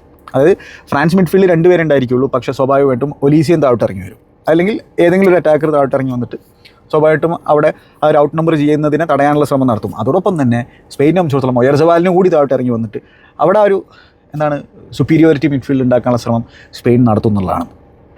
അപ്പോൾ ഇതിൽ ആ മിഡ്ഫീൽഡിൽ ഈ സ്പെയിനിന് കൺട്രോൾ കൊടുത്തു കഴിഞ്ഞിട്ടുണ്ടെങ്കിൽ ഫ്രാൻസിനെ സംബന്ധിച്ചിടത്തോളം അത് മത്സരം പ്രൊലോങ് ചെയ്യുന്നതോട് കൂടിയിട്ട് അത് ഫ്രാൻസിന് കുറച്ച് പ്രശ്നമാകാനുള്ള സാധ്യതയുണ്ട് എന്നുള്ള കാര്യമാണ്. അപ്പോൾ അവിടെയാണ് ഡിസ്റപ്ഷൻ ചെയ്യാൻ പറ്റുന്ന തരത്തിലുള്ള പ്ലേയേഴ്സാണ്. റാബിയോ ആണെങ്കിലും ഇപ്പോൾ ഈ മത്സരത്തിൽ മനുക്കോനെ സ്റ്റാർട്ട് ചെയ്യാനുള്ള സാധ്യത കുറവാണെന്നാണ് വായിച്ച് എടുക്കാൻ പറ്റുന്നത്. പക്ഷേ മനുക്കോനെ ആണെങ്കിലും ഫാന്റാസ്റ്റിക് ആണ്. ചൊമേനി ആയിരിക്കും മിക്കവാറും തിരിച്ചു വരാനുള്ള ആളുടെ വിശ്വസ്തനാണ് ചൊമേനി. മനുക്കോനെ ഫാന്റാസ്റ്റിക് ആണ് കഴിഞ്ഞ കളിയിൽ കളിച്ചുള്ളത്. എനിക്ക് ഭയങ്കര ഇഷ്ടമായി മനുക്കോൻ്റെ പെർഫോമൻസ്. അപ്പോൾ എന്തായാലും ഡിസ്റപ്റ്റ് ചെയ്യാൻ പറ്റുന്ന തരത്തിലുള്ള ആൾക്കാരാണ്. പക്ഷേ ഇവരെ സംബന്ധിച്ചിടത്തോളം അവർ ബോളിൽ അത്ര കംഫർട്ടബിൾ അല്ല. അതായത് സ്പാനിഷ് മിഡ്ഫീൽഡർമാരെ പോലെ ഇവർ ടെക്നിക്കലി അത്ര സൗണ്ടല്ല ഓൺ ദ ബോൾ എന്നുള്ളത് വളരെ ഇമ്പോർട്ടൻ്റ് ആയിട്ടുള്ള സംഭവമാണ്. ഓൺ ദ ബോൾ അത്ര സൗണ്ടല്ല. അപ്പോൾ അവർക്ക് ഈ പറഞ്ഞ പോലെ സ്പെയിനിൻ്റെ പ്രസ്സിനെ അവർ പൊസിഷൻ നഷ്ടപ്പെടുന്ന സാഹചര്യത്തിൽ സ്പെയിനിൻ്റെ പൊസിഷൻ നഷ്ടപ്പെടുമല്ലോ ഫ്രാൻസിൻ്റെ ഏരിയയിൽ. അപ്പം പൊസിഷൻ നഷ്ടപ്പെടുന്ന സാഹചര്യത്തിൽ ഈ അറ്റാക്കിംഗ് പ്ലേയേഴ്സിലേക്ക് ആ ബോൾ എത്തിച്ചു കൊടുക്കണമല്ലോ. ആ എത്തിച്ചു കൊടുക്കാനുള്ള ആ ഒരു ടെക്നിക്കൽ സുപ്പീരിയോറിറ്റി ഈ ഒരു മത്സരത്തിൽ കാഴ്ചവെക്കേണ്ടി വരും ചൊമേനി ആണെങ്കിലും റാബിയോ ആണെങ്കിലും എന്നുള്ളതാണ്. അവർക്ക് ഡിസ്റപ്റ്റ് ചെയ്യാനൊക്കെ പറ്റും. പക്ഷേ ആ പ്രസ്സിനെ മറികടന്നിട്ട് പ്രസ് റെസിസ്റ്റൻ്റ് ആയിട്ട് മുമ്പോട്ടേക്ക് ബോൾ എത്രത്തോളം എത്തിക്കാൻ സാധിക്കും എന്നുള്ളത് കണ്ടറിയുന്ന തത്സംഭവമാണ്. പക്ഷെ ഇങ്ങനെയൊക്കെയാണെങ്കിലും നമ്മൾ മാച്ച് വിന്നേഴ്സ് നോക്കി കഴിഞ്ഞിട്ടുണ്ടെങ്കിൽ ഫ്രഞ്ച് സൈഡിലാണ് ഏറ്റവും കൂടുതൽ മാച്ച് വിന്നേഴ്സ് ഉള്ളത്. ഈ ഫ്രഞ്ച് സൈഡിലാണ്. ആർക്ക് വേണമെങ്കിലും ഒറ്റയ്ക്ക് കളി ജയിപ്പിക്കാൻ പറ്റുന്ന തരത്തിലുള്ള കുറേ എണ്ണം ഉണ്ട് അവിടെ. അത് സ്പാനിഷ് സൈഡിൽ അങ്ങനെ ഒരുപാടില്ല എന്നുള്ളതാണ്. പിന്നെ അതുപോലെ തന്നെ ക്ലിനിക്കലാണ് സ്പെയിൻ. ഒയർസവാലിനൊക്കെ കിട്ടിയിട്ടുള്ള ഒരു ചാൻസ് ഇപ്പോൾ പോർച്ചുഗലിനെതിരെ കിട്ടിയുള്ള ചാൻസ് ആൾ മുതലെടുത്തിട്ടുണ്ടായിരുന്നില്ല. ആൾ ഈ ടൂർണമെൻറ്റ് തുടക്കത്തിൽ കാണിച്ച രീതിയിലുള്ള ആ ഒരു ഗോൾ സ്കോറിങ് ടച്ച് ഇപ്പോൾ കാണിക്കുന്നില്ല എന്നുള്ളതാണ്. ഒയർസവാലൊക്കെ ഗെയിം ഇമ്പ്രൂവ് ചെയ്യേണ്ടി വരും. ലമീൻ യമാൽ അവരൊറ്റ ഗോൾ അടിച്ചിട്ടുള്ളൂ, പക്ഷേ ചാൻസുകൾ ക്രിയേറ്റ് ചെയ്യുന്നുണ്ട്. ഇപ്പോൾ ലമീൻ യമാലും ഒരു ഇഞ്ചുറി ഒക്കെ ഉണ്ടായിരുന്നല്ലോ, അതും ബിഗ് ഇഞ്ചുറി ആയിരുന്നു. അപ്പോൾ എന്തായാലും ഗ്രാഫ് ഇങ്ങനെ ഉയർന്നുകൊണ്ടിരിക്കുകയാണ്. ലമീൻ യമാൽ ആളുടെ ബെസ്റ്റ് പ്രൊഡ്യൂസ് ചെയ്യേണ്ടി വരും. സ്വാഭാവികമായിട്ടും ഫ്രഞ്ച് സൈഡിനെ സംബന്ധിച്ചിടത്തോളം അവരുടെ ഫുൾ ബാക്കുകൾക്ക് ഒരു പ്രശ്നം തന്നെയാണ് ഈ ചങ്ങായി സ്റ്റാർട്ട് ചെയ്യുന്നത്. പക്ഷേ അവിടെ ലെഫ്റ്റിൽ ബയനെ ആണെങ്കിൽ അത് കൂണ്ടേക്കൊക്കെ കുറേ കൂടി കംഫർട്ടബിൾ ആയിരിക്കും എന്നാണ് എനിക്ക് തോന്നുന്നത്. കാരണം വെച്ചാൽ ബയന ഇൻസൈഡായിട്ടാണ് കളിക്കുക. പിന്നെ മാത്രമല്ല കുക്കുരയ വിഡ്ത്ത് പ്രൊവൈഡ് ചെയ്യുന്നു നേരത്തെ പറഞ്ഞ പോലെ. അപ്പോൾ അങ്ങനെ വരുമ്പോൾ അവിടെ കൗണ്ടർ അറ്റാക്കിനുള്ള സാധ്യതകൾ കൂടും ഫ്രാൻസിനെ സംബന്ധിച്ചിടത്തോളം. നേരെ മറിച്ച് നിക്കോ വില്യംസ് ഫുള്ളി ഫിറ്റ് ആണെങ്കിലാണ് കേട്ടോ. അല്ലാതെ ഈ പറഞ്ഞ പോലെ ഫുള്ളി ഫിറ്റ് അല്ലാത്ത അത്ര ഷാർപ്പല്ലാത്ത നീക്കോ ആണെങ്കിൽ പൊസിഷൻ കൂടുതൽ നഷ്ടപ്പെടാനുള്ള സാധ്യത ഉണ്ടായിരിക്കും. പക്ഷേ നീക്കോ വില്യംസും ലമീൻ യമാലും അത്തരത്തിലുള്ള 2 പ്രൊഫൈലുകൾ. ഇനിയിപ്പോൾ എരമി പീനോ ആണെങ്കിൽ പീനോ ഫിറ്റായി എന്നൊക്കെയാണ് പറഞ്ഞു കേൾക്കുന്നത്. അങ്ങനെയാണെങ്കിൽ അഗെയിൻ അതൊരു ഒരു വിങ് പ്രൊഫൈലാണ്. അപ്പോൾ അത്തരത്തിലുള്ള ഒരു ട്രിക്കറിയുള്ള പേസുള്ള വിങ് പ്രൊഫൈൽ ഉണ്ടെങ്കിൽ സ്പെയിനിന് ഗുണം ചെയ്യും എന്നുള്ള കാര്യം പറയണം. ഇനി പിന്നെ ദശാംശം എന്തായാലും ആ 3-man മിഡ്ഫീൽഡിലേക്ക് നീങ്ങാനുള്ള ഒരു സാധ്യത ഞാൻ കാണുന്നില്ല. ഇനിയിപ്പോൾ അങ്ങനെ എന്തെങ്കിലും ചെയ്യുമോ എന്നുള്ളതാണ്. കാരണം ഈ സ്പെയിനിൻ്റെ മിഡ്ഫീൽഡിലെ ഡോമിനൻസ് തടയാനായിട്ട്. പക്ഷേ ആളെന്തിനാണ് ആ വർക്ക് ചെയ്യുന്ന ഫോമുലയിൽ മാറ്റം കൊണ്ടുവരേണ്ടത്? എനിക്ക് തോന്നുന്നില്ല 4 അറ്റാക്കേഴ്സിനെ വെച്ച് തന്നെ ആയിരിക്കും കളിക്കുക. അപ്പോൾ ഈ പറഞ്ഞ പോലെ മൈക്കൽ എലീസ കളിക്കുന്ന ഫുട്ബോൾ എന്ന് പറഞ്ഞാൽ ആളെ മിഡ്ഫീൽഡിലേക്ക് ഇറങ്ങി വന്നിട്ട് അവിടെ നിന്ന് ബോളുമായിട്ട് മുമ്പോട്ട് പോകാൻ പറ്റുന്നത് ചങ്ങയാണ്. പക്ഷേ അവിടെയാണ് ഈ പറഞ്ഞ പോലെ ഈ സ്പാനിഷ് മിഡ്ഫീൽഡിലെ ടെക്നീഷ്യന്മാർ അവരുടെ ആ ഒരു മുമ്പോട്ട് വെക്കുക എന്നുള്ളതാണ്. പിന്നെ അഗെയിൻ ഈ കുബാർസിനെയും ലപ്പോർട്ടിനെയൊക്കെ 1v1 സിനാരിയിൽ ഇട്ട് കൊടുത്തോണ്ടല്ല, എംബാപ്പെ ആണെങ്കിലും ഉസ്മാനിക്കാണെങ്കിലും ഒലീസയൊക്കെ ആണെങ്കിലും അവരൊക്കെ അങ്ങോട്ട് തിന്നു കളയുന്നുള്ള കാര്യം ഓർക്കേണ്ടതായിട്ടുണ്ട്. കുബാർസിയൊക്കെ ഓൺ ദ ബോൾ ഫാൻറ്റാസ്റ്റിക്കാണ്. പക്ഷേ റിക്കവറി പേസ് ചങ്ങായി കാര്യമായിട്ടില്ല. അവിടെയാണ് ആൾ വൾണറബിൾ ആകുക. 1v1 സിനാരിയോയിൽ എംബാപ്പയുടെ അടുത്തൊക്കെ ചങ്ങായി പെട്ട് കഴിഞ്ഞാൽ അത് ഭയങ്കര ബുദ്ധിമുട്ടാകാനുള്ള സാധ്യതയുണ്ട് എന്നുള്ളതാണ്. പിന്നെ പെർഫോമൻസ് ഓരോ ദിവസത്തിൽ ആര് ഏത് രീതിയിൽ പുൾ ഓഫ് ചെയ്യുന്നു എന്നതിനനുസരിച്ചിട്ടായിരിക്കും ബാക്കിയുള്ള സംഭവങ്ങൾ. അപ്പോൾ ഈ രീതിയിലുള്ള ചില ടാക്ടിക്കൽ സംഭവങ്ങളുണ്ട്. പിന്നെ എന്താണ് പിന്നെ പെനാൽറ്റി ഷൂട്ടൗട്ടിലേക്ക് എങ്ങാനും എത്തിക്കഴിഞ്ഞിട്ടുണ്ടെങ്കിൽ എന്താ സംഭവം എന്ന് വെച്ചാൽ രണ്ടുപേരും അത്ര കിടിലൻ റെക്കോർഡ്സ് ഇല്ല. ചരിത്രമാണ് പറയുന്നത്.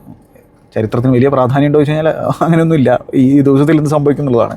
പക്ഷേ സ്പെയിന് 5 പെനാൽറ്റി ഷൂട്ടൗട്ടുകളിൽ ഏറ്റുമുട്ടിയിട്ടുണ്ട് ലോകകപ്പിൽ. അതിൽ ഒരു തവണ മാത്രമേ അവർ വിജയിച്ചിട്ടുള്ളൂ. മാത്രമല്ല അവസാനത്തെ 2 വേൾഡ് കപ്പിൽ അവർ പരാജയപ്പെട്ടു പോകുന്നത് പെനാൽറ്റി ഷൂട്ടൗട്ടിലാണ്. ഫ്രാൻസ് ആണെങ്കിൽ 5 തവണ അഗെയിൻ അവരും പെനാൽറ്റി ഷൂട്ടിൽ ഏറ്റുമുട്ടിയിട്ടുണ്ട്. അവർ 2 തവണ മാത്രമാണ് വിജയിച്ചിട്ടുള്ളൂ. അവസാനത്തെ 2 ഫൈനലുകളിൽ അവർ പരാജയപ്പെടുന്നത് ഈ പെനാൽറ്റി ഷൂട്ടൗട്ടിലാണ്. 2006-ലും അതേപോലെ തന്നെ 2022-ലും. ഓഫ് കോഴ്സ് അതിനിടയിൽ അവർ വേൾഡ് കപ്പ് ജയിച്ചിട്ടുണ്ട്. പക്ഷേ അവരുടെ അവസാനത്തെ 2 ഫൈനൽ പരാജയങ്ങൾ വരുന്നത് പെനാൽറ്റി ഷൂട്ടൗട്ടിലാണ്. അപ്പോൾ ഇവിടെ ഈ പറഞ്ഞ പോലെ കിടിലം പ്ലെയേഴ്സ് ഉണ്ടെങ്കിൽ പോലും പെനാൽറ്റിയിൽ എത്രത്തോളം കംഫർട്ടബിൾ ആണ് അവർ എന്നുള്ളതൊക്കെ കണ്ടറിയേണ്ട തരത്തിലുള്ള സംഭവമാണ്. കാരണം മിസ്സുകൾ സംഭവിക്കുന്നത് നമ്മൾ കണ്ടിട്ടുണ്ട് എന്നുള്ളതാണ്. ഇനി ബെഞ്ച് ഇമ്പാക്റ്റ് ഒബ്വിയസ്ലി ഇപ്പോൾ മെറീനൊക്കെ സ്റ്റാർട്ട് ചെയ്യാൻ വെമ്പിൽ കൊണ്ടിരിക്കുകയായിരിക്കും. പക്ഷേ അഗെയിൻ സൂപ്പർ സബായിട്ട് വന്നിട്ട് ഇമ്പാക്റ്റ് ഉണ്ടാക്കി നമ്മൾ കണ്ടിരിക്കുകയാണ്. അത്തരത്തിലുള്ള ഒരു ക്വാളിറ്റി പ്ലെയറാണ്. ക്ലച്ചാകാൻ പറ്റുന്ന പ്ലെയറാണ്. അപ്പോൾ മെറീനോ സൂപ്പർ സബ്ബാകും. ഫെറാൻ ടോറസ് അത്ര നല്ല രീതിയിൽ ഇമ്പാക്റ്റ്. അഗെയിൻ ഈ പറഞ്ഞ പോലെ ക്ലിനിക്കലല്ല ഫെറാനെങ്കിലും ആളുടെ റണ്ണിങ് എബിലിറ്റി, ആളുടെ പ്രസ്സിങ് എബിലിറ്റി ഒക്കെ ടീമിന് ഗുണം ചെയ്യുന്നതാണ് ഇപ്പോൾ നമ്മൾ കണ്ടുകൊണ്ടിരിക്കുന്നത്. അപ്പുറത്താണെങ്കിൽ ഒരുപാട് ഈ പറഞ്ഞ പോലെ ഗെയിം ചേഞ്ചേഴ്സ് ഉണ്ട് ബെഞ്ചിലും ഫ്രാൻസിനെ സംബന്ധിച്ചിടത്തോളം അല്ലേ. ഇനി ഇതിൽ ലുക്കഡീന് പകരം ലൂക്ക ഹെർണാണ്ടസിനെ കളിപ്പിക്കുമോ എന്നുള്ളത്, അല്ലെങ്കിൽ തെയോ ഹെർണാണ്ടസിനെ കളിപ്പിക്കുമോ എന്നുള്ളതൊരു ആ ഒരു എക്സ്പീരിയൻസിന് കൂടുതൽ എക്സ്പീരിയൻസ്. ലുക്കഡീൻ എക്സ്പീരിയൻസ് ആയിട്ടുള്ള പ്ലെയറാണ്. പക്ഷേ ആ ഒരു ഏരിയയിൽ ലമീൻ യമാലിനെ തടയുന്നതിനായിട്ട് അത്തരത്തിലുള്ളൊരു ചേഞ്ചിന് മുതിരുമോ ദശാംശം, അതോ സെയിം 11 വെച്ചിട്ട് പോകുമോ എന്നുള്ളതൊക്കെ കണ്ടറിയേണ്ട തരത്തിലുള്ള സംഭവമാണ്. പിന്നെ ഈ പറഞ്ഞ പോലെ കീപ്പർമാരിൽ ഉനായ് സിമോൺ ആളുടെ ബെസ്റ്റ് പെർഫോമൻസ് വരും. അല്ലെങ്കിൽ ഡെലഫിൻ്റെ സംബന്ധിച്ചിടത്തോളം വലിയ തോതിൽ ക്രിറ്റിസിസം നേരിടേണ്ടി വരും എന്നുള്ളത്. അതായത് എന്തെങ്കിലും മിസ്റ്റേക്ക് ഒക്കെ വരുത്തി കഴിഞ്ഞാൽ. കാരണം വെച്ചാൽ അമ്മാതിരി ക്വാളിറ്റി വല്ലാത്ത ഡെപ്താണ് അവന്മാർക്ക് ഗോൾ കീപ്പർ ഏരിയയിലുള്ളത് അല്ലേ.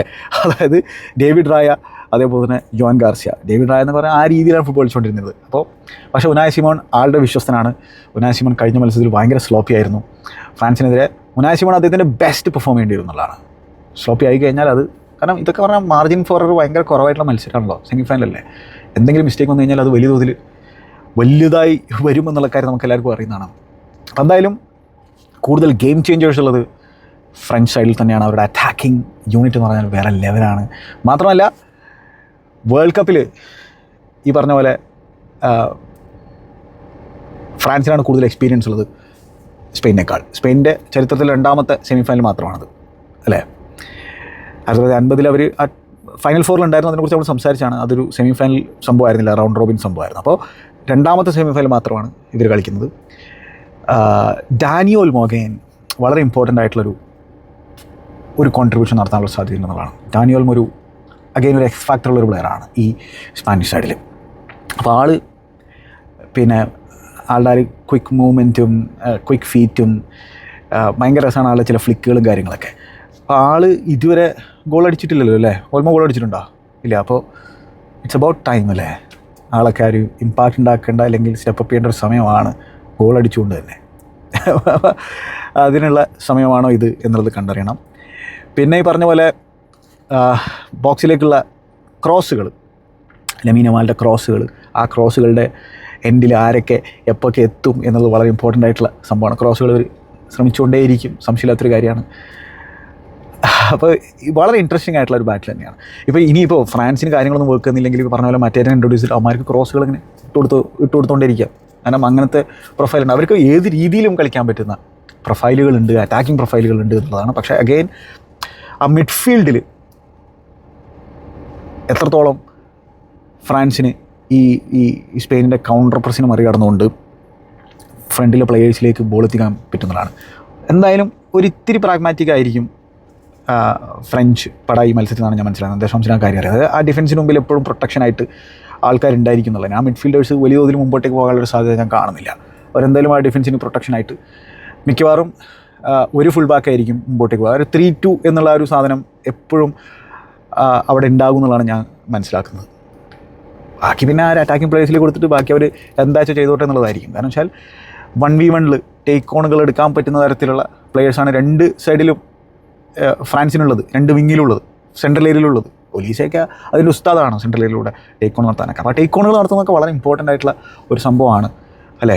അപ്പോൾ അതേപോലെ തന്നെ അപ്പുറത്താണെങ്കിൽ അതിനുള്ള എബിലിറ്റി ഉള്ളത് ലമീൻ യമാലിനാണ് കൂടുതൽ, ആ ഒരു ടേക്ക് ഓൺ എടുക്കാനുള്ള എബിലിറ്റി ഉള്ളത്. അവിടെയാണ് ഈ പറഞ്ഞ പോലെ ലെഫ്റ്റിൽ ആര് കളിക്കുന്നു എന്നത് വളരെ ഇമ്പോർട്ടൻ്റ് ആയിട്ടൊരു സംഭവമായിട്ട് മാറും. അപ്പോൾ എന്തൊക്കെയാണ് ഞാൻ പറഞ്ഞു പോയിട്ടുണ്ട്. നിങ്ങളുടെ അഭിപ്രായങ്ങൾ എന്തായാലും കമൻറ്റ് ബോക്സിൽ രേഖപ്പെടുത്തുക. ഞാൻ വിചാരിക്കുന്നത് ഈ ഫ്രാൻസ് സൈഡിനെ പരാജയപ്പെടുത്താൻ പറ്റുന്ന തരത്തിലൊരു സൈഡ് ഈ സ്പാനിഷ് സൈഡാണ്. പക്ഷേ നിലവിലത്തെ ഫോമും നിലവിലത്തെ ആ ഒരു മൊറാലും കൺസിഡറൊക്കെ ചെയ്യുമ്പോൾ ഫ്രാൻസ് അത്രയും കോൺഫിഡൻസിലാണ് വരുന്നത്. അപ്പോൾ അതുകൊണ്ട് തന്നെ ഒരു എക്സൈറ്റിംഗ് ടാക്റ്റിക്കൽ ബാറ്റിൽ കൂടിയായിരിക്കും. ഓഫ് കോഴ്സ് ഫുട്ബോളിൽ സെറ്റ് പീസുകളും അതേപോലെ തന്നെ ഈ പറഞ്ഞ പോലെ മിസ്റ്റേക്കുകളൊക്കെ വലിയ തോതിൽ എന്താ പറയുക ഡിഫറൻസ് ഉണ്ടാക്കാനുള്ള സാധ്യതയുണ്ട് എന്നുള്ളത് കൂടി ഓർക്കേണ്ട കാര്യമാണ്. അപ്പോൾ എനിവേ വളരെ ഇൻട്രസ്റ്റിംഗ് ആയിട്ടുള്ള മത്സരമാണ്. അതുപോലെ തന്നെ ഇൻ്റർസെപ്ഷൻസിൻ്റെ കാര്യത്തിൽ കഴിഞ്ഞാൽ ഈ വേൾഡ് കപ്പിൽ ഏറ്റവും കൂടുതൽ ഇൻ്റർസെപ്ഷൻ നടത്തിയുള്ള ലപ്പോർട്ടാണ് 11.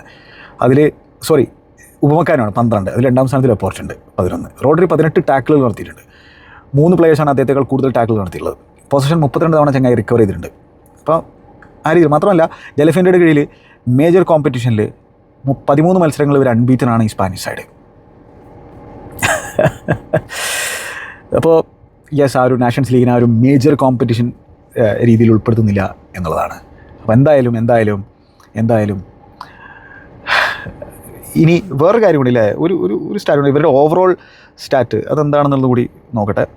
എന്താ സംഭവം എന്ന് വെച്ചാൽ 38 തവണ ഇവർ രണ്ടുപേരും തമ്മിൽ ഏറ്റുമുട്ടിയിട്ടുണ്ട്. അതിൽ സ്പെയിൻ 18 തവണ വിജയിച്ചിട്ടുണ്ട്. സമനിലയിൽ 7 തവണ ഈ മത്സരങ്ങൾ അവസാനിച്ചിട്ടുണ്ട്. 13 തവണ ഫ്രാൻസ് വിജയിച്ചിട്ടുണ്ട്. അപ്പോൾ ഓവറോൾ സ്റ്റാറ്റിൽ സ്പെയിനാണ് എന്താ പറയുക മുൻതൂക്കം ഉള്ളത്. പക്ഷേ അതിലൊന്നും വലിയ പ്രാധാന്യമൊന്നുമില്ല എന്നുള്ള കാര്യം ഓർക്കേണ്ടതായിട്ടുണ്ട്. പിന്നെ മാത്രമല്ല അവസാനത്തെ 10 മീറ്റിങ്ങൾ നമ്മൾ എടുത്തു കഴിഞ്ഞിട്ടുണ്ടെങ്കിൽ അവർ അതിൽ 7 വിജയിച്ചിട്ടുണ്ട്, ഇൻക്ലൂഡിങ് യൂറോ 2024 ആ ഒരു സെമി ഫൈനൽ വിക്ടറിയും നാഷൻസ് ലീഗ് 2025 വിക്ടറിയും കൂടി കണക്കിലെടുക്കുന്നത്. പിന്നെ മാത്രമല്ല ഫ്രാൻസിനെ സംബന്ധിച്ചിടത്തോളം അവരവരുടെ 5ാമത്തെ വേൾഡ് കപ്പ് ഫൈനൽ ലക്ഷ്യമിട്ടിട്ടാണ് ഈ മത്സരത്തിൽ ഇറങ്ങുന്നത്. അവരെക്കാൾ കൂടുതൽ ഫൈനൽ അപ്പിയറൻസുകൾ നടത്തിയിട്ടുള്ള സൈഡുകൾ എന്ന് പറഞ്ഞാൽ ജർമ്മനി 8 ബ്രസീൽ 7, ഇറ്റലിയും അർജൻറ്റീനയും 6. അപ്പോൾ 5ാമത്തെ ആ ഫൈനലിലേക്കുള്ള പ്രവേശനവും മുന്നിൽ കണ്ടുകൊണ്ടാണ് ഫ്രഞ്ച് പട ഇറങ്ങുന്നത്. കിലിയൻ എംബാപ്പെ എന്നൊക്കെ പറഞ്ഞാൽ അമ്മാതിരി കോൺഫിഡൻസിലാണ് കളിച്ചുകൊണ്ടിരിക്കുന്നത്.